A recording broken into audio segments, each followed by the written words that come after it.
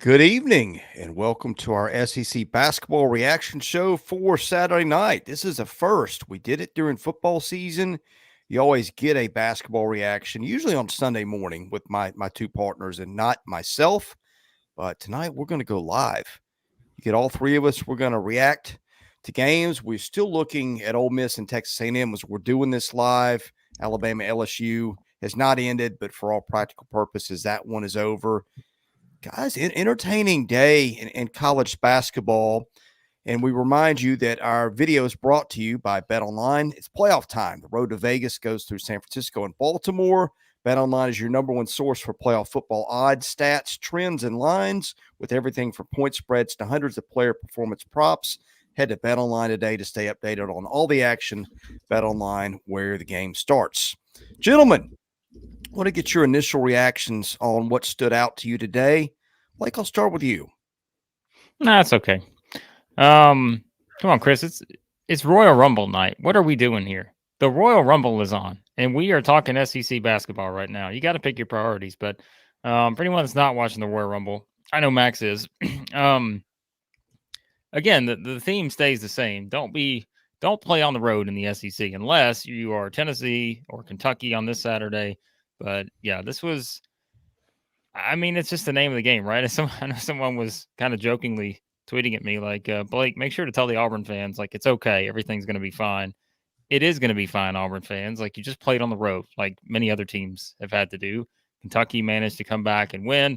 That was a much needed boost for the Cats after just getting demolished by South Carolina. Tennessee struggled with Vanderbilt for a little bit, and then Dalton Knecht took over. I mean, it's the same theme over and over again. But I think that's just kind of it, guys. Like, you have to remember, just because you lose a game on the road, it's the SEC. It's going to happen. And so I know Auburn fans are a little down after 2 losses this week, but we said it, didn't we, Max? We said, like, there's no chance those 3 teams that we debated earlier in the week were going undefeated this week on the road. There was no chance. No, and when you look at all the numbers on those games and when we were previewing them, almost everything we were saying was, this team is looking like they have the edge in pretty much everywhere, but they're on the road. And that's the equalizer right there. How about the atmosphere at the hump? Come on. It was humping. Oh, I was going nuts for that game. Maybe because I picked Mississippi State, but what a day. And just hoops overall. OT games left and right, triple OT games. Florida, Georgia is a 20-point blowout, and then it ends up going to OT. Come on. I feel like I ran a marathon today. I've been emotionally tossed and turned and thrown into the blender. What a day. I think what we have to do, though, is talk about Lamont Paris and what he's done at South Carolina, turning that whole program around. Michi Johnson, 0 points, no Miles Studi, and you still win? Oh, my gosh. Come on. There we go. He knows. Hold on a second before we go any further. The recurring audience members here will know you calling Lamont Paris Lamont is not exactly proper usage of the word here. You should be calling him Dad. Because remember, Lamont Paris is our father here, us 3, based on that Kentucky-South Carolina game. So, but shout out, by the way, to SC Scout Guy. Yeah. Regular during the live streams over the past couple of years. Finally getting to be excited about basketball instead of just seeing us in the football live streams. We get to talk basketball with him. So I appreciate you, SC Scout Guy. Also, again, guys, we will get to some of your comments. We will also got to point out Juan's here. And let me just tell you, Juan is tremendous because Juan is a member of our It Just Means More membership tier here on Southeastern 14, which for $3.99 a month, you just simply donate to the channel to help us make more of these videos, to help Max stay up to watch these games at night. He goes to bed at 8 o'clock. It's just, it's one of those things where we appreciate all your contributions, Juan, and everyone else who's joining the It Just Means More tier. And also, Chris, before we continue, Coach Rice, GBO, gives us a $1.99 super chat. We appreciate the super chats. You can leave those as well to make sure that we get to your comment. Dalton Knecht, a lock for SEC Player of the Year. Getting close. I'm going to give you my quick thoughts off the top. We'll dive into some of these things later, but in no particular order, although I thought the game of the day was Georgia-Florida. I mean, you cannot kill Georgia. Georgia's mascot should no longer be the bulldog. It should be the cockroach, because it doesn't matter what adversity that team is up against. They find a way. You look ahead, you look away from the TV for a couple of minutes when that's coming down the stretch. Georgia can be down 9 or 10, and next thing you know, this team is tied it. I think that, hey, you won't find many Georgia-Florida football games that was as entertaining as the basketball they played today. That was one of my big takeaways. Another one, Auburn still looking for that big marquee win. Mississippi State now 2 huge wins. I was listening to Field of 68 last night. Those guys were talking about Mississippi State being on the bubble. I think all this is sort of useless talk, bracketology and all that stuff. I think until about mid-February. I'm not going to say it's a waste of time because people want to know, but it's a waste of time because so many more games are being played. But that's the perception where State was. I think if you pick the field today, that win over Auburn is going to be a big one down the line for this team, which I think is good enough to get the tournament. Auburn's still looking for that first win. Some other things, Tennessee Vandy in our town, we didn't go watch that from TV. I've never seen a fan base as beaten down as Vanderbilt's. I think I said this on the preview. I've heard their fans say, we do not care if it's Tennessee. People that would never sell their tickets to rival fans did it, and hope that gym got taken over and hope that Vanderbilt got blown out. That's how much that fan base wants a coaching change. You know, they got most of the wishes. The gym got taken over. I talked to a couple people in the gym. They said it was 70 to 75% orange, which that never has happened. So I think that didn't get blown out. Vanderbilt lost by 13, but that fan base is beside itself upset tonight, and rightfully so. Dalton Knecht, I mean, we'll talk about him for sure. Stole the show there. Alabama is doing its thing, just scoring points like there's no tomorrow. Arkansas, the Debo Davis, I guess he quit today, Max. I didn't fact check that, but I took your word for that on the text. I mean, we knew something was weird at Arkansas. Arkansas hung with Kentucky. Kentucky got a road win. Thank you, Reed Shepherd. They finally decided, hey, let's make this guy a focal point of things in the second half. And look what happened. And finally, South Carolina, hats off to the Gamecocks, continuing to play well, take care of business. I think no doubt that team would be in the tournament today if the field were selected. And finally, Ole Miss and playing the kind of game we expected. 7 minutes left. Again, as we do this, is tied at 51. So that was my quick take on the day. Blake, where do you want to go next? I was about to say, I don't think any of us were quick in our takes. We tried to hit every game in a one monologue, but yeah, I mean, it's Blake, I want to hear you. I want to hear you break down Arkansas, Kentucky. I want to hear your thoughts. All right. Well, let me make sure there aren't any pressing comments. By the way, actually, I see one comment we will absolutely use to break down Arkansas, Kentucky. So I'm starring some comments here. But we'll get back to some of your guys' comments in a second because I do have some good ones that I want to make sure we hit on. But Justin lets us know we tried. Us buttheads, not the Stooges, the 3 buttheads, tried the kiss of death on his Kentucky Wildcats. Shame on us. Well, yeah, it wasn't pretty. We tried. Don't take it. We tried. We did our best, but the Cats. Look, I thought this game played. If anyone thought this game was going to be pretty, then I don't know what you've been watching recently, because I just think we knew it was going to be a grind for Kentucky to try to win the game. We knew it was going to be a grind for Arkansas to try to find a way to win the game. And so, again, I didn't, like I kind of joked that, like, this wasn't going to be your mid-90s matchup offensively between these two teams. You felt like it was going to be a challenge for both of them, to try to really figure out how they were going to make things happen. But it was kind of the same story, I thought, for Arkansas.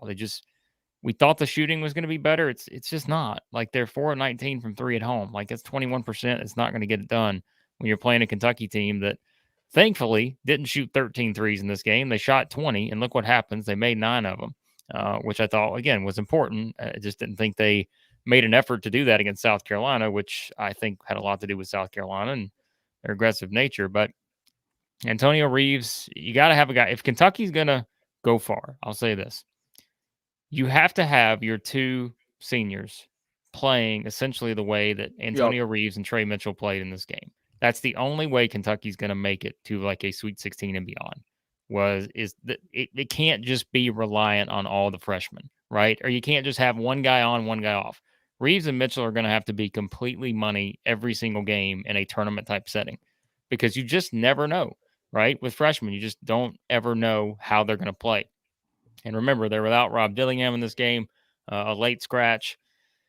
And sure, on the Arkansas side, you could say, well, they had a chance, right? Even without Brazil, without Davis. But yeah, it was a grinded out win for Kentucky. And sometimes those are the best wins you can get because you just need to rebound from what happened against South Carolina. And give them credit, they did. I don't have the numbers, but the amount of missed layups for both sides, especially for Kentucky, though, I don't know if I've ever seen so many missed bunnies. The one thing I do want to say, though, about this game is have yourself a day, Mekhi Mitchell. Are you kidding me? 9 defensive rebounds, 4 blocks, 12 points. What a day for a team that has had no toughness, no identity. Found one there. Loved what I saw from Mekhi Mitchell. I thought that Tremont Mark was, he's got to force it, because he's the only consistent piece of an offense that they've had.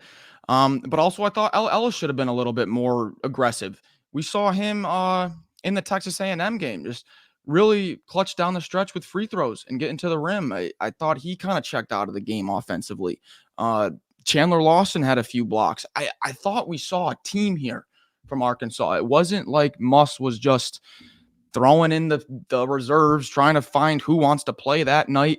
I felt like we had a solid effort here from Arkansas and possibly something to build on moving into the future. There's, it's got to happen now, but it was a better result than I thought I was going to see from Arkansas. I'll tell you that much.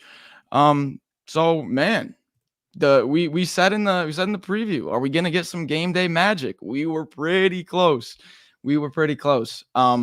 But yeah, I think you got to credit Kentucky for finding a way to win in a game that looked like it wasn't going to go your way early.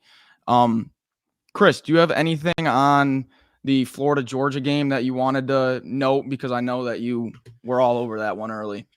Oh man. Well, and I missed Saturdays are basketball day around here. I got 2 kids that had games today at different times. So my ability to watch was a little spotty, but I caught a lot of that Florida-Georgia game late. RJ Melendez was a one-man machine. We talk about Georgia having a lot of parts and maybe not standouts. There are guys for Mike White's team that are starting to take steps up at times. And look, he's a guy that started his career at Illinois and was a player of significance there a year ago. So 35 points out of him today on just 19 shots. Previous career high was 18, Chris. Yeah. I mean, Blue Cane really hit some huge shots for them late as they tried to rally and get it to overtime, which they did. Russell Chiwa, 15 points, 11 boards. He's been solid for them. Again, 9-man rotation. Actually, they went 10 today. So there was that. But for Florida, I was texting you guys.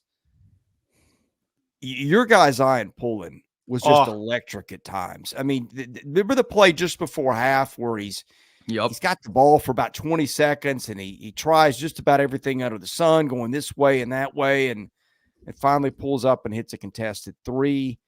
You call him Mr. Cool, calm and collected. Loved what he gave them today. Florida just got balance out of so many guys. I guess the story there, Handlogten for 23 and 17.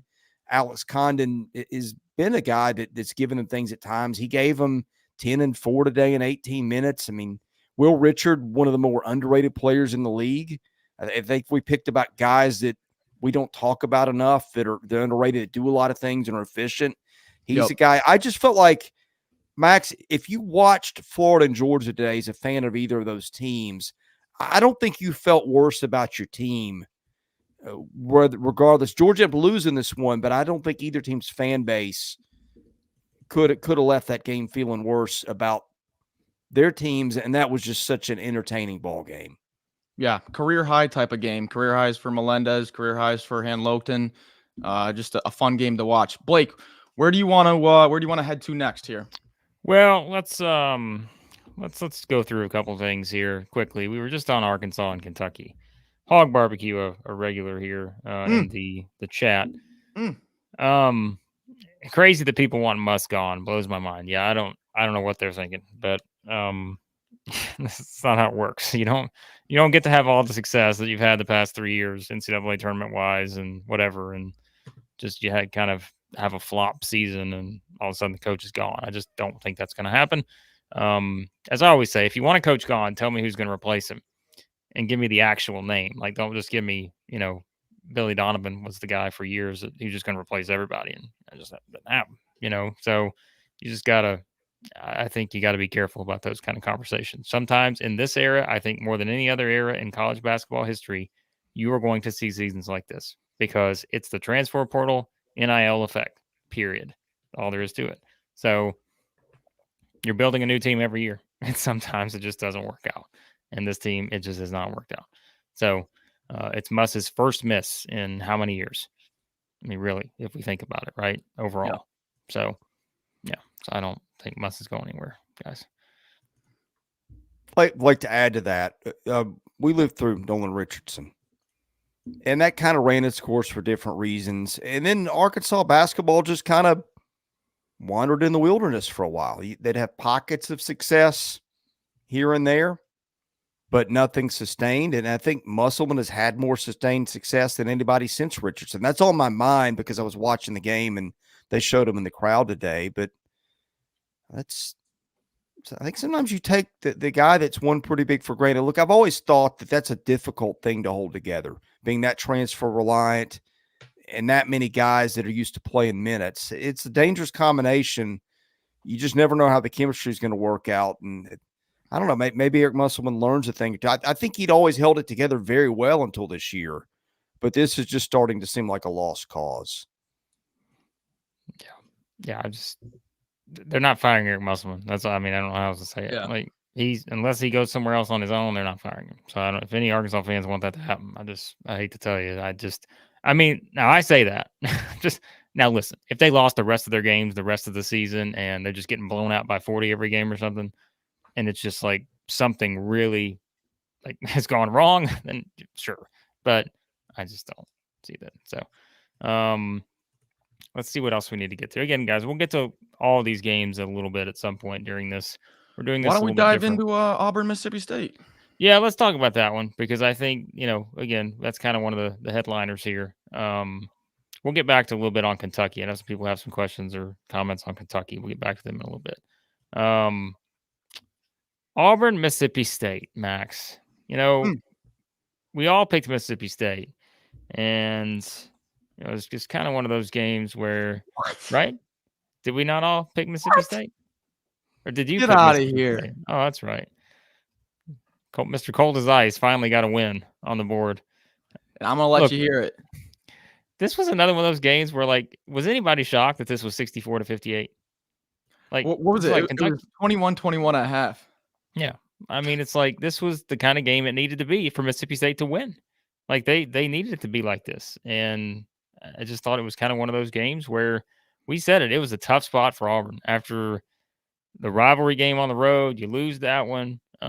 Mississippi State, you're kind of desperation mode after that loss against Florida. You're 2-4, home game. You got to win it to feel like, moving forward. Because like we said, remember, Mississippi State, 3 of their next 4 on the road, at Ole Miss, at Alabama, home against Georgia, at Missouri.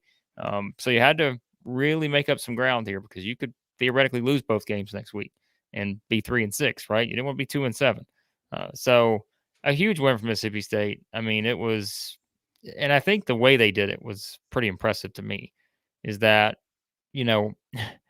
we always look at Auburn, and I'll say, I don't know if I have the exact Bruce Pearl quote in front of me, but something about some guys just need to stop shooting, basically. And he's not wrong. Like, I know there's some people are like components of if you have an open shot, take it. But the fact is, Auburn's not making threes right now. They don't need to take a lot of them. They're 6 of 24 in this game for 25%, right? And if you look at, what is it, the recent, I gave it to you guys during the thing. Yeah, 5 of 25 against Alabama. So 2 road games back to back. You shoot 24 or more threes, 20% and 25%. Like, I just think Auburn's the kind of team that's not how they're going to win long term. Because they're now shooting 32.7% on the year. Like, it started off not bad, but now it's like, okay, you're in the 220s nationally now at that percentage. And so on the road, I just think you got to find ways to get more aggressive. And, you can say they did that at times, and Broome brought it as usual, but we talk about the depth. We just didn't see the depth on display in this game from a scoring standpoint for sure. And, but again, Mississippi State, go ahead and talk about your guy, Max, Josh Hubbard. I mean, he makes big shots. So this kid is going to be a star. He's going to be a star. I'm telling you, if he stays a few years, he's going to be one of the best players in the conference. I'm telling you right now. Best shooters, best offensive players in the conference. I'll put it that way. I said in the preview, I said Tolu Smith and Jimmy Bell, they really draw a lot of fouls, and I'm a little bit nervous for the Auburn front court on the road here, picking up a little bit of fouls. And it wasn't Broome, it was Cardwell. Cardwell, 4 fouls, only plays 6 minutes. They really missed his energy off the bench. But speaking of Johni Broome, I thought he did a great job defensively. I thought he held Tolu in check as well as I've seen anyone hold Tolu in check, to be honest. But in turn, with Broome contesting so many shots and whatnot, and Cardwell not being in there a lot, State wins the rebounding battle 45-30. And that's kind of the 2 stories of the game that I had were fouls and free throws, and then the rebounding battle. If Auburn was to win this game, we would be harping on the Mississippi State free throws so much right now because of, what were they? I don't have the exact numbers. I think they shot 50%. I'm not going to lie. I think it was 50. 9 of 18. Yeah. 9 of 18. So that's concerning because they're going to keep finding themselves in these close, grindy, slugfight type of games, and you're going to have to make some free throws. But I just thought it was a, desperation must-win type of spot for Mississippi State. They really needed this one, and they got it. We actually have a final that just came in. Alabama 109. 109. LSU 88. Huge offensive performance for Alabama. How about our guy, Latrell Wrightsell? He goes for 19 points. Another 5-3 performance. Are you kidding me, Blake? 5 threes? This guy's on fire. It's almost as if Alabama is just going to outscore teams in SEC play. I wonder if you've said that before. It's almost as if they're just going to outscore some people, I'm just messing with you guys, but I did say that. I mean, I just like to point out, okay, I don't get everything right. Sometimes I get some things right. And I think we're seeing it. Like, I joke about that, but this is what I saw, I think, when everyone was freaking out when they had 5 losses, on December the 20th. I'm like, you still watch this team play offense. And you got to keep in mind, like, even at that point, they were playing good offense, but like, you still know they can get better. And that's what we talk about. Like, we talked about them being more aggressive against Auburn, whether that's a Grant Nelson or, other guys stepping up, right? Wrightsell, I mean, specifically. And so I think it's just, again, that everyone plays at a different pace, right? And there are a lot of teams in the SEC that want to play fast. Not everybody, but a lot of teams. But it's like, the way Alabama plays, the style, it's hard. Like, it is hard if they are shooting the ball well, or if they are getting the shots that they want to get. I think that's the most important part, is if you let them get the shots they want to get, you're done for, because their percentages just don't lie. Mark Sears doesn't make a 3 in this game, right? Yeah, 0 for 5. They still hit 14. I mean, think about that. That is the issue with Alabama. If you're going to try to find a way to beat them, they're getting better defensively. I know they gave up 88 in this game. LSU had 11 threes, which I think, by the way, that's a good trend for LSU. They seem to be, they can shoot it. Yeah, they can shoot the ball. And so Alabama, if the defense continues to get better, and I know people say, well, they gave up 88 here. Let's go beyond that for a second. and they play offense like this, they're going to do it on the road. They're not going to score 109 on the road every time. But I still think, I mean, let's call it what it is, right? I mean, as of right now, yeah. I mean, who's sitting alone at the top of the SEC standings? It's Alabama. And so I just think that non-conference schedule, it tested them. They figured out what they needed to work on. Defense was obviously priority number one, but they also keep finding ways, I think, to evolve offensively. And that's where you see different guys stepping up, whether it's a Wrightsell, whether it's Griffin hitting big shots, whether it's Grant Nelson getting more aggressive. This Alabama team can be, I'm not saying they be number one seed in the tournament, but can they get just as far as the one did last year? Yes. Blake, I got a question for you. Oh boy. How many times has Alabama ever put a no? This is serious. How many times does Alabama ever have a guy on the floor that you just feel like this guy's no threat to score? Wait, say that again. How often does Alabama have a guy on the floor that you feel like this guy's no threat to score? Oh, right. Yeah, it's not often. Yeah, well, and combine that, they move the ball so quickly. Their passes are crisp. They are quick. I mean, the ball hits one guy's fingers and he's already got it out to the next guy. You spread the floor, you run the floor at their pace. I get exhausted just watching them thinking about how do you guard this. I mean, with all the deficiencies we've talked about with Alabama's defense, they're getting better. And I think Nate Oates, again, Field of 68 was listening to him on there this week. He talked about 2 games ago. He challenged his team. We got to be tougher. I don't know if this is just coincidence or if it's something else, but it feels like he's got his message across because I think that the 2 games they put together back to back are maybe as good a 2-game stretch as they've had this year. We have Texas A&M and Ole Miss. Yeah. Tied at 62-62 with 40 seconds left. I'm shaking in my boots right now. There's piss running down my right leg. My God, man, get it together over there. It's been a long day. Together. Max is not used to this SEC intensity. He's going through a culture shock right now. All right. While Max has got something running down his leg, let's hit on a couple comments here. By the way, I don't know if Chris saw earlier. Zach Wilson chimed in here with a stat earlier about Zach. Yeah, his friends call him Zach, and so just for the reference here, I see Zach, the other Zach here, putting up Tennessee is actually at the top of the standings. They're not because Alabama is now 6-1. Tennessee is going to be 5-1 because Tennessee had the game off earlier in the week, so that's why I said Alabama's at the top of the standings. Yes, they both have 1 loss, but I was just saying it based on that, having played 1 more game. So.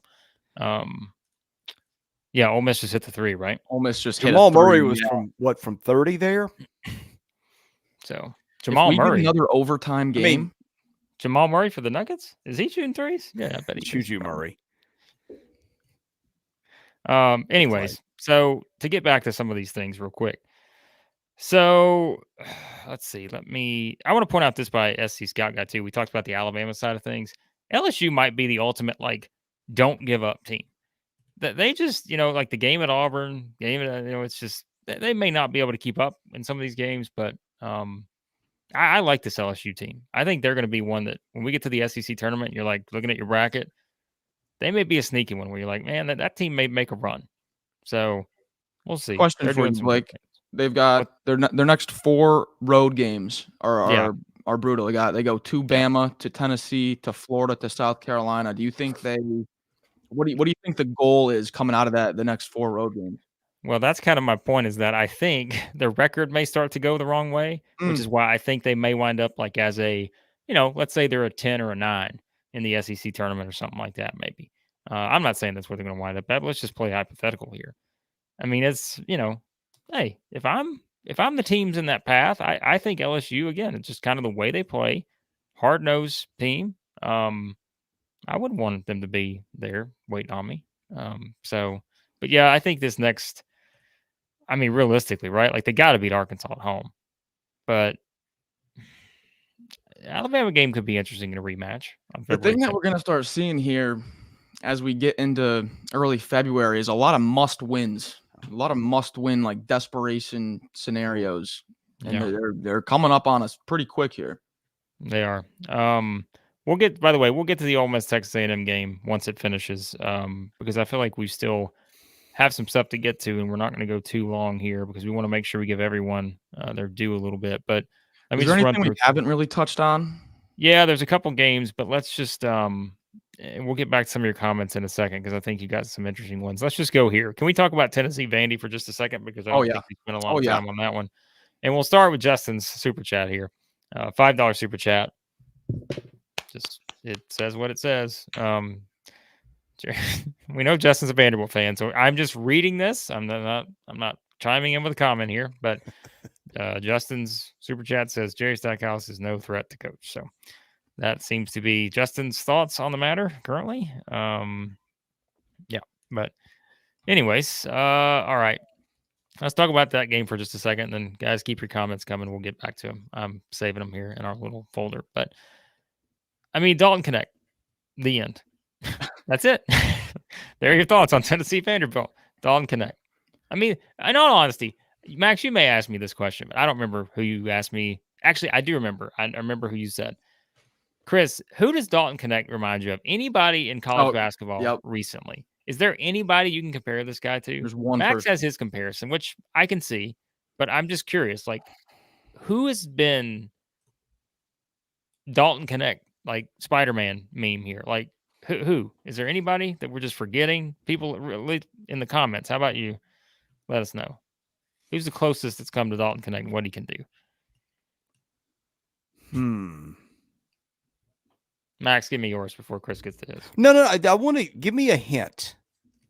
Well, no, you're not going to guess it. We're not playing the guessing. No, I'm saying pick your own guy. I'm not saying guess Max.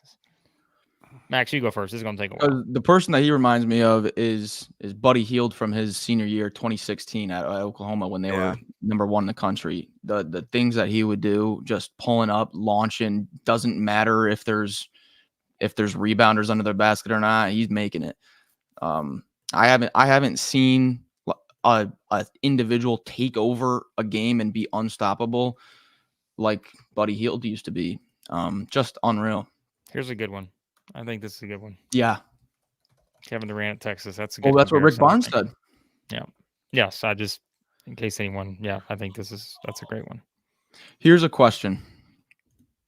Is there going to be a game where Dalton Knecht is off? And I can already hear it, like in the future, the broadcast is going, well, where does Tennessee turn if Knecht isn't having an on night? Do we run into that problem, or is Knecht just gonna be putting up 30 bombs every night? I will say there is one thing that if you look at with Tennessee, and it's been a trend, I'm not saying it's worrying me, but Josiah Jordan-James hasn't scored more than 8 points since December the 21st. And he's played almost 30 minutes a game. So I'm curious to see because we know we know he can score, right? And I think it's just a matter of like how that continues. So I'm not saying it's a concern. I'm just pointing out but I think that's sort of the luxury that Tennessee has. They've been this good even when he doesn't have to be a guy that's scoring double digits the way he did last year consistently. So because you've got Ziegler, you've got Vescovy, Adu's stepped up his game to another level. Jordan Gainey coming off the bench, right? So yeah. I mean, that's what Tennessee has to work with right now. So, trying to think of big-bodied guards that have been recent, so most people would know, because the guys I'm thinking of were further back. Maybe thinking from guys that some people here might have seen, like a Dale Ellis or a Chuck Person. I don't know if those are apt comps. I mean, the thing about him, okay, you can think volume score, you can think, a guy that can score, but we've seen a lot of those guys. We just haven't seen him in the body that he's got with that size. Who was it that, Blake, who was it that you comped him to? Kevin Durant. Yeah, I mean, Durant was physically much different. There was somebody else I was thinking was maybe it was someone Max said that was thinking is just shorter. I just think if you go in terms of size and build, it's a little more difficult. But look, it doesn't matter. He's a great player. What was the stat that they showed? He has now scored. He's the only guy in the SEC that scored average 35 points over 5. What was it that the graphic that they showed? Do you remember the one that I'm talking about? No idea. Which I'm thinking, wait a minute, surely at some point Allen Houston or Chris Jackson did that. Maybe it's in the last 20 years. But the point is, he's on some kind of historic scoring pace, and it doesn't look like it's slowing down anytime soon. Yeah. Elsewhere, I mean, Tyrin Lawrence had a good game for Vandy. He did. Ezra Mannion had 14, but it's kind of the same story. I mean, those two combined for 35, and Vanderbilt 62, and just didn't, it's hard against Tennessee. It was a game for a little while. Vandy had, 9-point lead in the first half, late in the first half. So, yeah, I mean, I think it's just, again, it just came down to Dalton Knecht taking over, and that was kind of the story of the game here. So if you missed that one, not a lot to say. You just kind of missed the Dalton Knecht show as usual. So, yeah, there you go. They're first SEC player with 5 straight 25-point games in 14 years. So, yeah. Tennessee's got Jackson South never Carolina. do that. Who? Chris Jackson played with Shaq. I don't know, Chris. I don't know. Let's get him on here and ask him. Call him up. Tell him to come on the Southeastern 14 live stream. But speaking of the live stream, guys, as you see in the comments, we got a lot of comments. So if you want to make sure yours is seen, you can give us a super chat, as Justin does. Thanks as always, Justin, for the super chats. That means a lot because that just donates to the channel, helps us do more videos for you guys. And look at that, right on cue. Nathan jumping in, $1.99 super chat. Been a while since he's popped in, but yeah, good to see you, Nathan. I know it has been a while, but we always appreciate you coming back on and joining us. And let's see. So let's make sure here. We want to. All right. So we talked Florida, Georgia. We may hit on anything else at the end on that. Talked Auburn, Mississippi State, Tennessee, Vanderbilt, Kentucky, Arkansas. Let's get back to something on Kentucky, Arkansas real quick. And then we will kind of go through the best of questions here, at least the ones I've seen. Again, if you want to make sure I do see the questions, make it a super chat. There was one. Where was it? Look at Justin, by the way. Giving out 5 Southeastern 14 memberships. Wow. With 5 people out there who have just joined the It Just Means More tier. Justin, a giving person, if I do say so myself. Thank you. We appreciate that, Justin. So here's a good one I saw from Travis earlier. Dare I say that Alabama and Kentucky are basically the same team? You guys agree or disagree with that?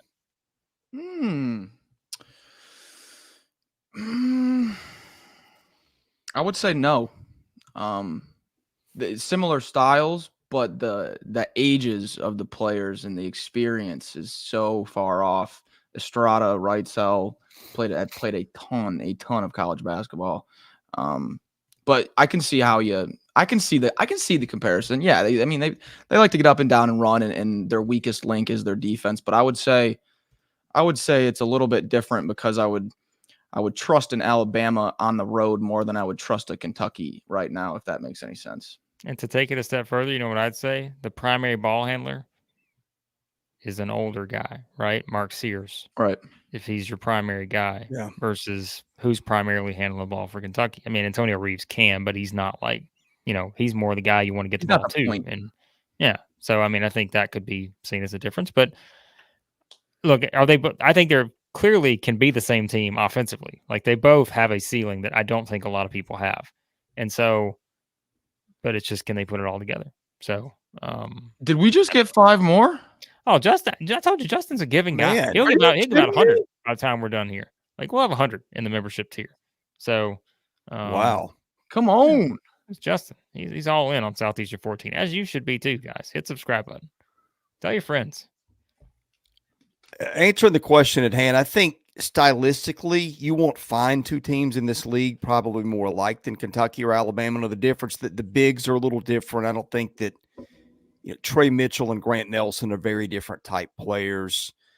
They both got a little depth in the post. Kentucky's is bigger, and I think Kentucky's guards and wings I think of as more scorers and athletes, and Alabama's are more shooters. Not that they're not athletic, and not that Kentucky's don't have some shooting efficiency, but it's a little different. But that's not a bad comp. And again, said it time and time again, that's the matchup I can't wait to see, because that one might be 120 to 119 by the time it's all over. Yeah. When is that game? Late February. Chris has got it circled on his calendar. He's had it circled for months. No, but in all seriousness. All right. So we talked a lot about Kentucky, Arkansas. We talked a lot about Tennessee, Vanderbilt, or the Dalton Knecht show. Mississippi State, Auburn, we've addressed. Florida, Georgia, we addressed. Alabama, LSU, we addressed. Talk about South Carolina real quickly, because we didn't spend a lot of time on them earlier. But I would like to bring them up again, though, because Justin with 5 more. Justin What is is like, going on here? yes, SC Scout guy. Justin just won the lottery, I think. Jeez. And let me just tell you, not only did Justin win the lottery, the 15 people who've gotten the gift membership from Justin, they have also won the lottery. Oh, Here at yes. Southeastern 14. So keep that in mind. But anyways, Justin I can't even keep up with Justin's giving right now. He's in a giving mood. But South Carolina, quickly, in the Missouri game, they just did it again, right? I mean, it's like we knew it'd be kind of a potential letdown spot, is how we phrased it, right? And give Missouri credit. I mean, they were right there. They got down big early. They fought back. And yeah, man, South Carolina, I'm telling you, Chris was onto this before the season started. Now, I'm not going to say we were different on. Chris didn't say they were going to be a top 5 team or anything in the league, but he said if you just look at the numbers, the age is there. And these guys just leaning in on this age right now. And to do it without Meechie Johnson scoring a single point, I know someone brought that up earlier. What about our guy, Jacoby Wright, too? All of a sudden, this guy's just become a sharpshooter. Like we pointed out, everybody was saying, well, this guy, percentages and all this other stuff. But, man, he stepped up, and he's shooting the ball well right now. So, this South Carolina team, 5-2 in the SEC. And someone else asked the question. I'm going to try to find it here. It was SC Scout guy. Of course it was. If Lamont Pierce keeps this up and a few tournament appearances, do you think he bolts for a bigger job? Well, are there bigger basketball jobs in South Carolina? Of course. But my thinking on that is if he gets South Carolina to a few tournament appearances and that program is back on stable ground, then maybe that's just how it works, right? So I don't. I mean, it's tough to call because I think that's still a long way away in terms of I think we're talking, and I know you're saying that we're talking multiple years here. If they get there this year, they get there next year, maybe another year after that. But yeah, I mean, he's the coach of the year right now. Let's just sum it all up with that. He's the coach of the year in the SEC, and I don't think it's even debatable right now. So, Blake, I'm glad you brought up Jacoby Wright because I had some numbers on him. So the full year, he's hit 16 threes. Another one. What is going on? Giving a membership to literally everyone in this chat right now. All 100 and something people in this chat are getting a membership from Justin. That's our dare to you, Justin. Give it to all 100 people. Just kidding. Continue, Max. The numbers on Jacoby Wright. So he's hit 16 threes this year. He's hit 6 of them in the past 2 games. So the guy's on a heater. Also, we have a recent score update. We have a score update. The Rebs have gotten a in-conference road win for the first time this season, 71-68 in College Station. Let's look at the box. So we got Brakefield leading scorer for Ole Miss with 15. He's kind of coming to his own here. Wade Taylor with 30. What? I'm sorry, we're not laughing at this. This is the best. But we are. This is the best comment we've ever had. And of course it's from Donovan. Donovan of all people. Noted Auburn fan Donovan, who just comes into these streams with all sorts of just, literary masterpieces. Donovan, if you're by the way, if you're listening to this on the audio, you're not being able to see this genius on the screen here, but Donovan's direct quote. Again, I'm quoting Donovan here. This is not me saying this. We took a dump at the hump today. End quote. Wow.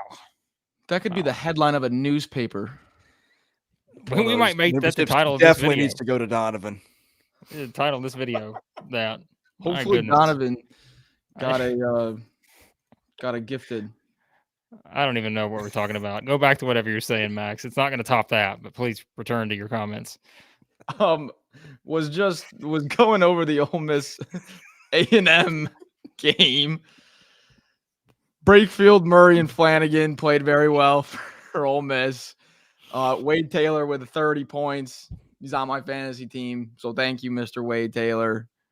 He didn't take a dump, but the team took a dump at home tonight.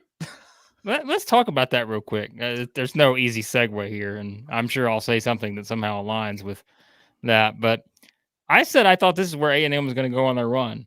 And I did too. A&M's in trouble, guys. I'm telling you, I may be the only guy. When you cannot shoot, when you can't shoot, you can't win in March. And I'm not sure they're going to get to March at this rate. You say they're in trouble. I think their schedule is not going to really allow them to be in that much trouble.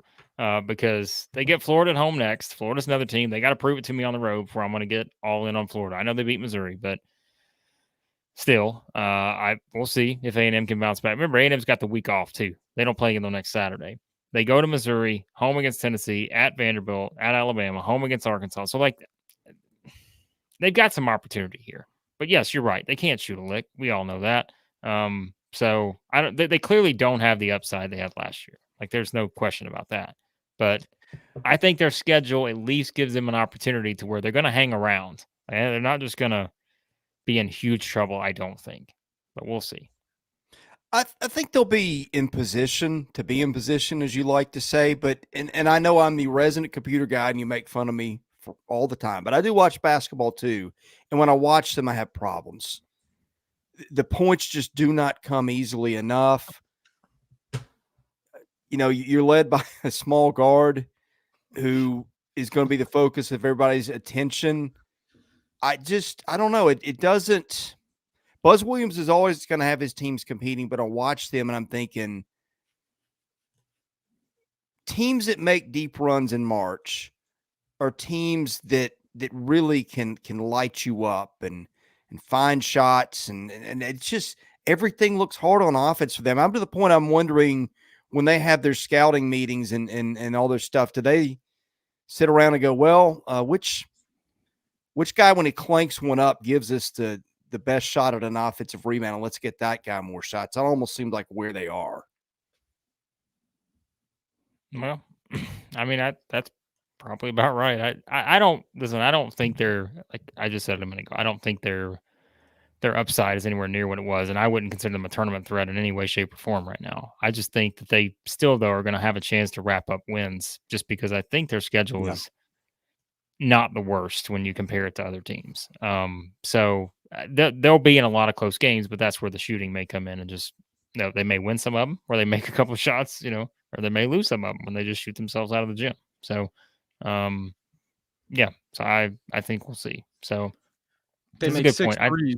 They make 6 threes. Wade Taylor makes 5 of them. You get 1 3 from the rest of your team. And they feel like they've always been a team, they want to get to the free throw line. I mean, it's just the way they've played. So, Sam brings up a good point here, I think. But, all right. So, we will go back to anything on South Carolina, Missouri. I mean, any other thoughts on that game? Because, I mean, from a Missouri standpoint, I already know what's happening. I know everybody's looking down that schedule now, and they're trying to find it, and we know what it is. And the thought of my guy Dennis Gates going winless in a conference play is not, the best thing for my mindset right now. But if we're looking for it's got to come in the next 2 games. Arkansas at home, at Vanderbilt. Missouri has been right there in so many of these games. It's felt like, and then there's just a couple of those stretches. And someone asked me earlier, why is that? Why is that happening? And I am almost to a point where I'm like, surely people see it, right? Surely people understand that missing 2 of your potential 5 best players, thank you, or 4, maybe 4, is just, that takes a toll on it. I mean, it's just, this team was not built to rely on 8 guys offensively, and I think, but I do believe there were 2 guys that they would have relied on offensively, in Caleb Grill and John Tonje, who have just not been much of a factor, right? And so because both have been injured and one's not returning, we don't know. I mean, has Caleb Grove been rolled out for the season? I haven't seen anything on that, but we know Tanjay has. So Yep. it's just, it's brutal, guys. I mean, I don't know what else to say. Yeah, it's been a terrible season for Missouri, but this team always had not as much room for error as the team before it. And when you take out two of what probably would have been their 5 best players who were going to add a big scoring punch, you got a defensive team that's average at best, and you got an offensive team that went from maybe decent upside, good upside, to you're just having to rely on, certain guys, and that's easy for the other team to game plan for. And so that's just kind of been the way it's worked for Missouri. So Blake had two things, but Missouri just lacks something, and I can't put my finger on it. I want to say it's a third score, but I looked up, and I think, who is it? Honor's giving him 12 a game. Doesn't really feel like it. Maybe it's just one more athlete like an East who can get in the paint and do things, and he's small. I can't put my finger on it, but there's something there. And they're playing hard. Okay, let's hear it. Last year they had 2 dudes. Yeah. These guys are Kobe good, Brown but dudes. and Demoy Hodge. Yep. They were go for 30 at any time possibilities. This year, Johni is trying to get there. Tamar Bates is trying to get there. But those two, they both improved their game tremendously. But they're not to that level to where they can afford to not get more help around them, right? So it's like they need a little more help if they're going to get it done. Whereas I think there were games last year where it truly felt like Kobe Brown and Demoy Hodge could just go, and you'd obviously get contributions from other guys, but I just think that's the difference to me is they're different players. And so, and remember, they're being thrust into that role having not played that role before. I mean, Bates was in the wrong system last year at Indiana. East was kind of, again, he didn't have to have the responsibility anywhere close to it that he's had to have this year because he did have those 2 guys that kind of helped him. So I would just slow down if I'm a Missouri fan. I realize this could be a miserable season, and look, if they go over in the SEC, brutal. I mean, it's not excusable, but you just have to understand. I think that's where things are. So, one thing on South Carolina that occurs to me, and I went to look this up. We're 17 games in the season, and usually most teams, even really good ones, have a clunker here or there. South Carolina's played one really bad game. That was at Alabama, 3 weeks ago, and that happens. The offense didn't travel that night. These guys have been so good night in and night out. And there's excuses ready-made for them to drop off, right? The Miles Studi injury, we said, hey, this is a team that really relies on 4 guys. Now, one of them's gone, a guy that can stretch the defense. They just pick up, and they even maybe have gotten better since then. I mean, that performance against Kentucky Wednesday night was dominating. Kentucky felt like never had a chance.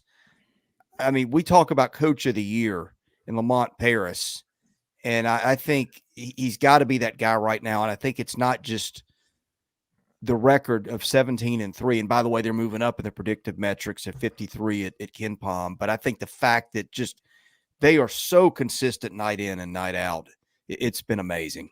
And again, maybe that's back to age, like we talked about. Yep, I agree. All right. I got some comments asking me to talk about the Rebs here.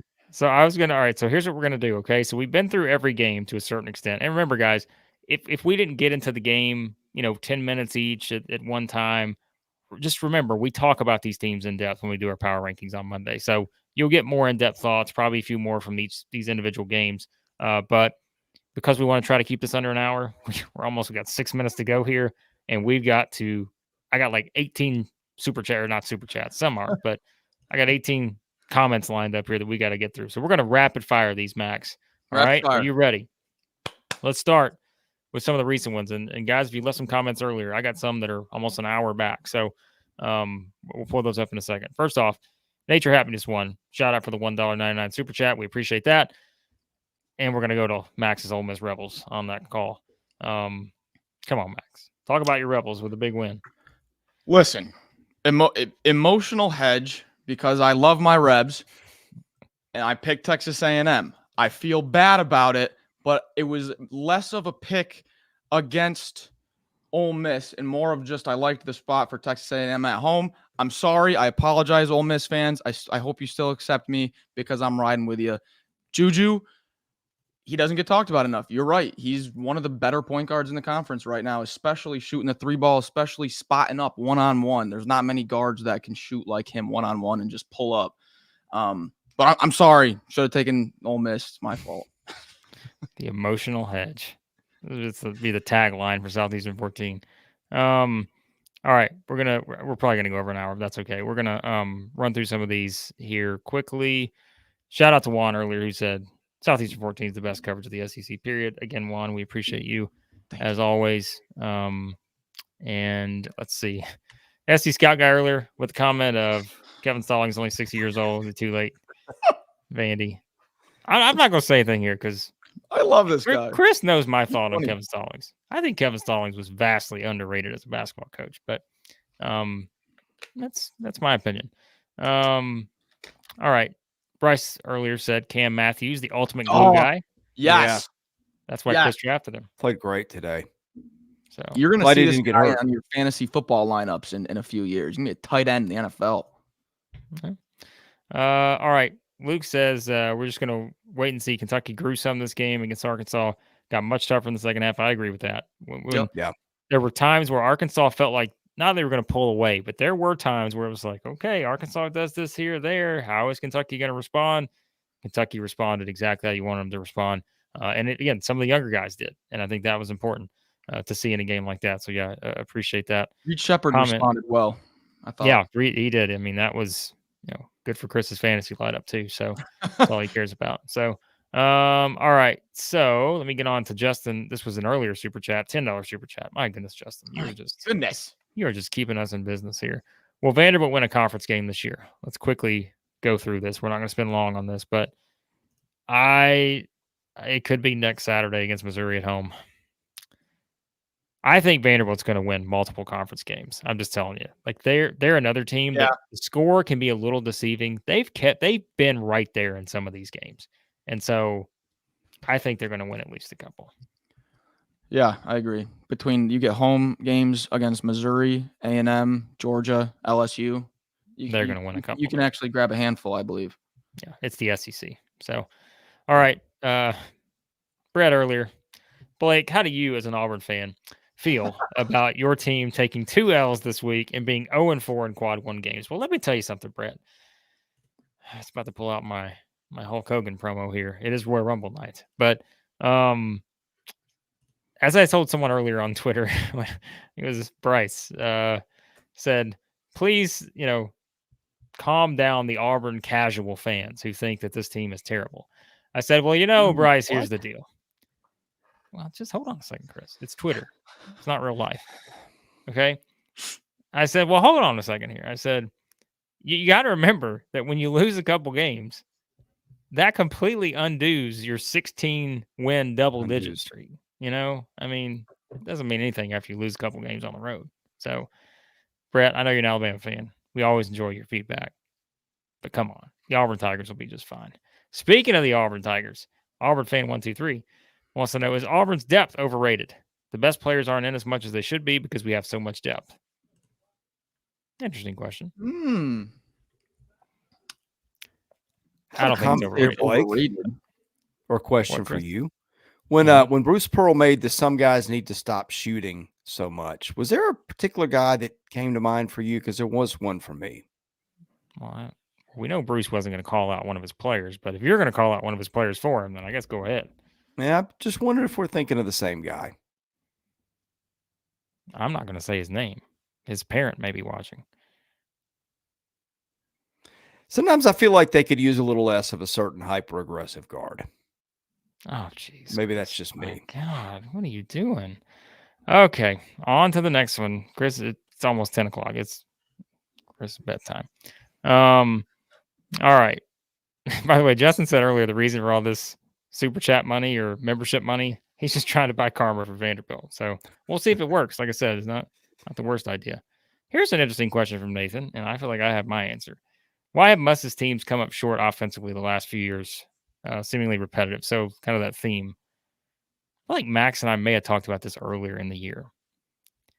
I just feel like it just gets stagnant offensively. I don't feel like I don't know, like, is lack of creativity, is that being too harsh? Like, I don't know. Like, I just don't see, maybe someone can point it out. I'm curious. I'm not going to go too strong on this, but I don't you got know. shooting helps, right? Like, Yes. good shooting helps your offense. And they just haven't had a lot of good shooting in the Muss era from what I can remember.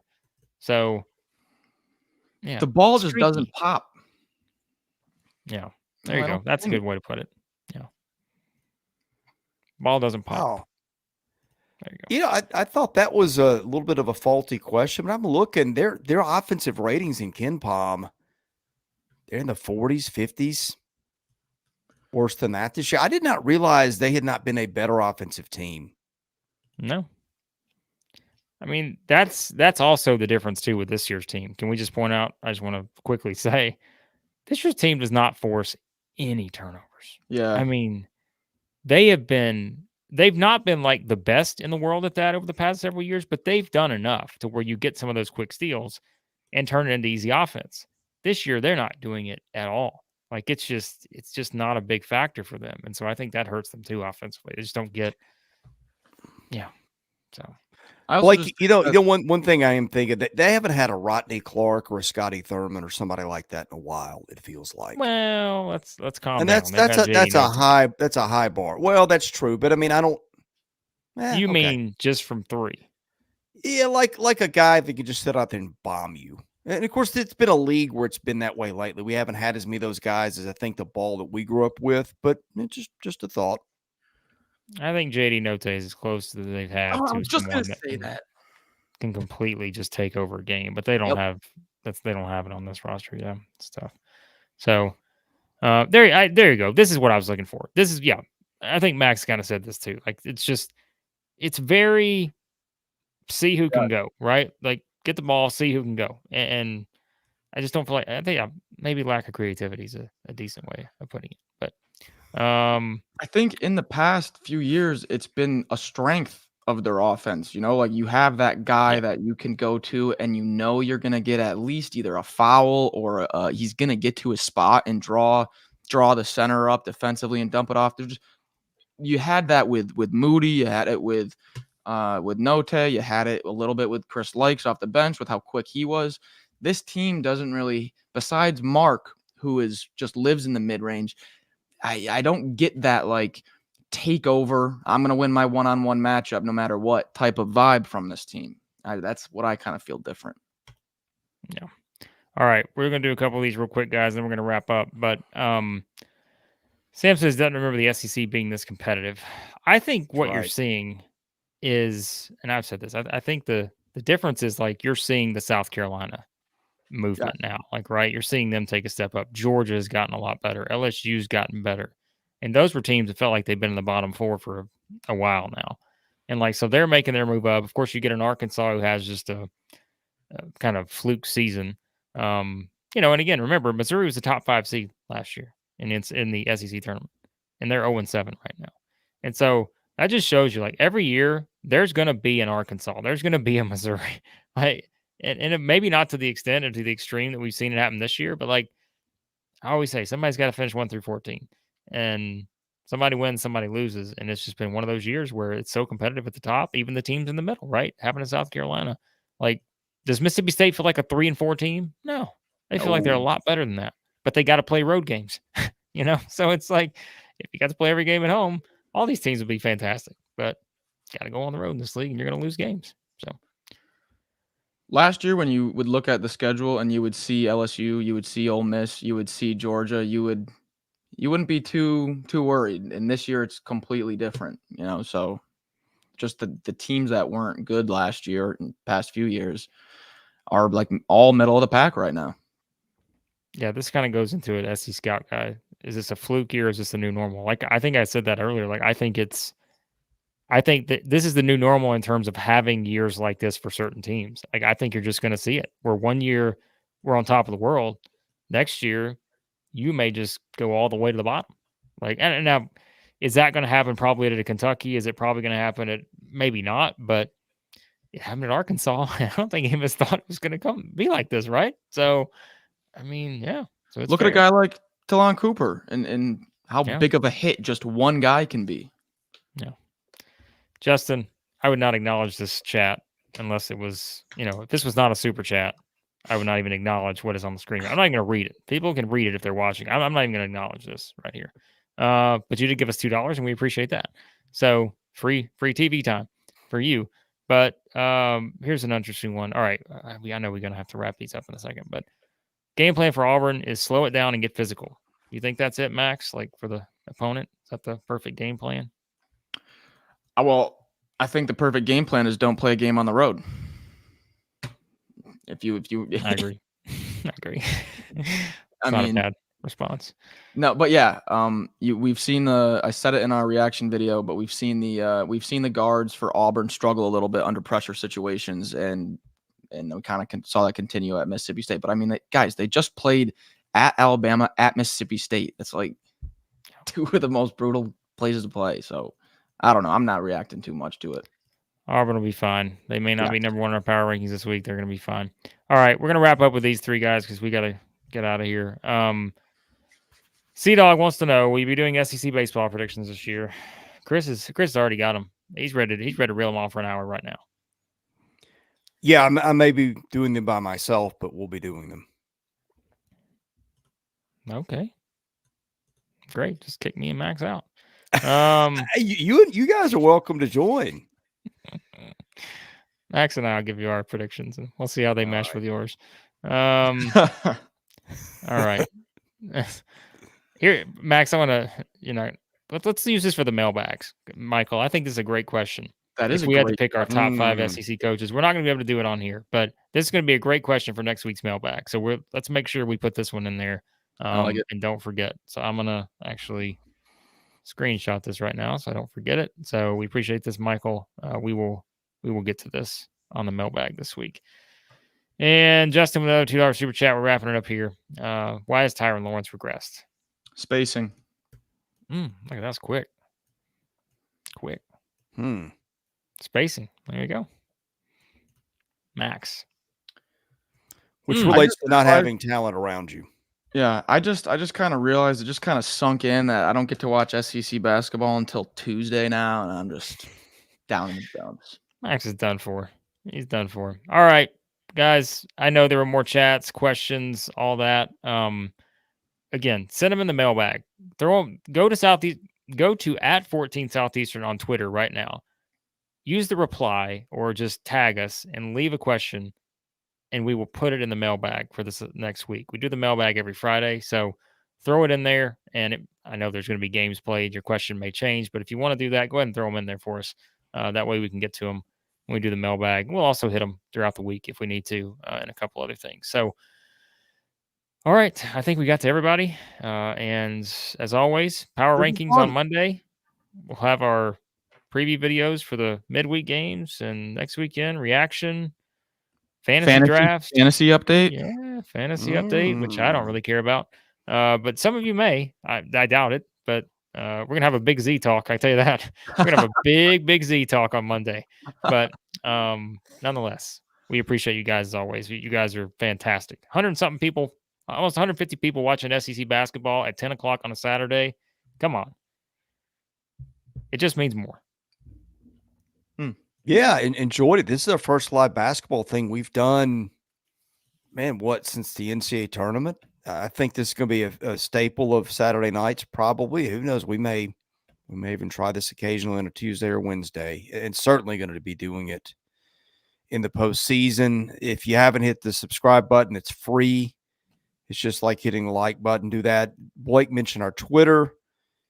Please follow that if you don't mind. We're going to be having an expanded presence on that, and maybe have some other cool stuff coming out soon. So stay tuned to the channel. We're going to have it covered wall-to-wall. Predictions, fantasy drafts, mailbag, power rankings. We are going to be your one-stop shop for SEC hoops. Ooh, Jason Tatum. Yeah. That's a good one. Ooh, I like that. yeah. Yeah. Yeah. Appreciate it, Coach Rice. $1.99 super chat. Yeah, I think that's a good one.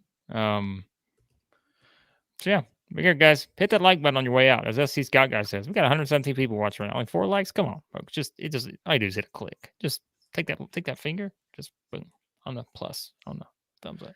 Blake, if the people watching right now are feeling anything like I'm feeling, you probably felt like you just ran a marathon and played in a rugby match and are just dead. Like, you're watching basketball the wrong way, man. I put my heart and soul into these games. I feel like I'm playing in them. Oh boy. Well, it's a good thing you're not, because there'd be a lot of 0-7 teams in the SEC if that was the case. But nonetheless, Saturday Night Live here on Southeastern 14. Can we trademark that? Can we trademark Saturday Night Live? You think anybody has Sure, that? nobody's trademarked that. Sure. All right. Yeah. I'm just curious. Somebody check into that for me. All right, we're out on Donovan's. We're done. Like, Donovan, I'm glad you're here, man. thank you, guys. There's always a laugh with that guy. And SC Scout Guy, good to have him around too. So good to have all you around. We appreciate you watching. Hope you'll come back with us and do it again. For Blake Lovell and Max Barr, I'm Chris Lee. You're watching Southeastern 14, presented by Bet Online.